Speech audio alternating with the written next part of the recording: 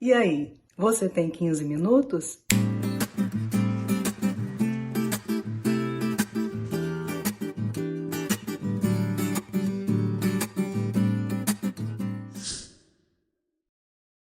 Hoje nós vamos então falar de um tema em poucos minutos, são 15, né? Nós temos um challenge. Nós vamos falar do tema Abraão, o pai das obras. Eu sei que você já ouviu várias vezes que Abraão é o pai da fé. Mas hoje nós vamos falar de Abraão, pai das obras. Aí você fala, nossa, né? É um tema até complicado, que já causa tanta discussão. Mas nós vamos ver essa palavra de uma maneira profunda em Deus. E eu queria que você caminhasse comigo na palavra do Senhor, porque ontem nós dissemos que o Senhor Jesus falou quando houve uma situação complicadíssima de direitos, né? Em que os judeus estavam sempre buscando destruir o Senhor Jesus. E sempre lançavam palavras para que o Senhor Jesus se confundisse ou para que ele soltasse alguma coisa ilegal, para que eles tivessem então a legalidade de levá-lo à justiça. E o Senhor Jesus nisto, né, não foi uma vez nem duas, foram várias vezes. Ontem nós terminamos com uma palavra que o Senhor falou para eles. Eles falaram, nós temos por pai Abraão, ele é nosso pai. O Senhor Jesus falou para eles, em João 8:38, na parte B. Se fosseis filhos de Abraão, faríeis as obras de Abraão. Se vocês fossem filhos de Abraão, faríeis as obras de Abraão. Simples assim, Jesus disse. Então, será que tipo de obra que o Senhor Jesus estava falando? Do que será que o Senhor Jesus estava falando? Nós sabemos que o Senhor Jesus, por onde passou, ele serviu. Nós sabemos que Jesus, por onde passou, ele deu comida a quem tinha fome, bebida a quem tinha sede, cura ao doente, milagres, e deu a sua própria vida. Mas de que obras o Senhor Jesus estava falando para eles? O que tipifica aquele povo que estava questionando Jesus? Não era a religião, a religiosidade, a viver pela lei, pelo que tem que fazer, pelo que tem que cumprir, pelo que eu tenho... Não era isso. E por que é que o Senhor falou para esse povo que vivia especificamente pela lei e por cumpri-la? Por que é que o Senhor Jesus falou que se eles realmente fossem filhos de Abraão, eles fariam as mesmas obras que Abraão? Obras. Daí nós vamos então para Mateus 1, versículo 1. E eu sempre falo que Deus tem um propósito específico. E Mateus 1, versículo 1 começa dizendo assim: livro da geração de Jesus Cristo, filho de Davi, filho de Abraão. Aí, nós vamos então para João 8:58. Disse-lhe Jesus: em verdade vos digo, que antes que Abraão existisse, eu sou. O Senhor Jesus, ele estava falando claramente para eles: eu sou Deus. Eu sou Deus. Antes que Abraão existisse, eu sou Deus. Eu sou antes de Abraão. Agora nós vamos falar de obras. O que significa obras para você? Pare por um segundo e o que significa obras para você? E você me respondendo daí, eu vou falar de Abraão. Abraão, em pouco tempo,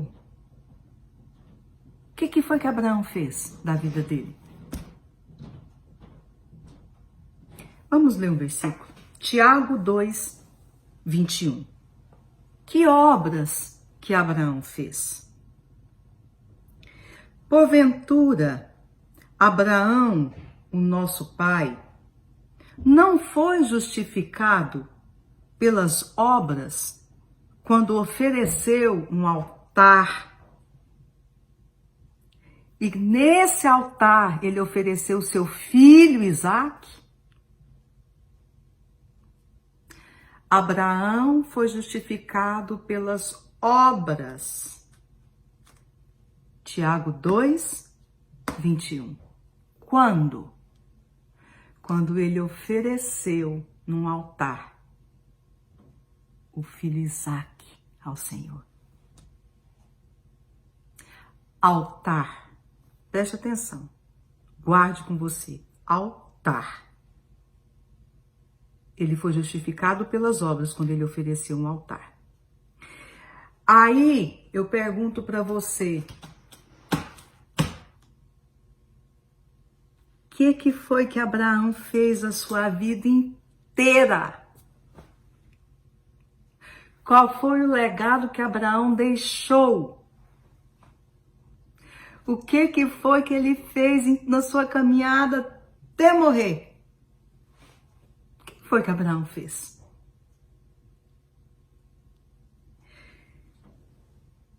Abraão armava tendas, fundava poços, levantava altares. Armava tendas, fundava poços e levantava altares. Ah, pastora, mas isso não acho isso tão importante. Cadê a obra? Ele era muito rico, todo mundo sabe disso, próspero. Óbvio, isso não se questiona, é bíblico. Foi um homem riquíssimo, abençoado, ricamente em todos os sentidos. Acontece que aquilo que Abraão fez depois de começar uma aliança com Deus, em primeiro ponto ele fez uma aliança com Deus, a aliança. Mas a vida dele foi de erguer tendas ali, cavar poços, levantar um altar. A vida toda. E isso tem algo muito sério aí. Porque você não vê Abraão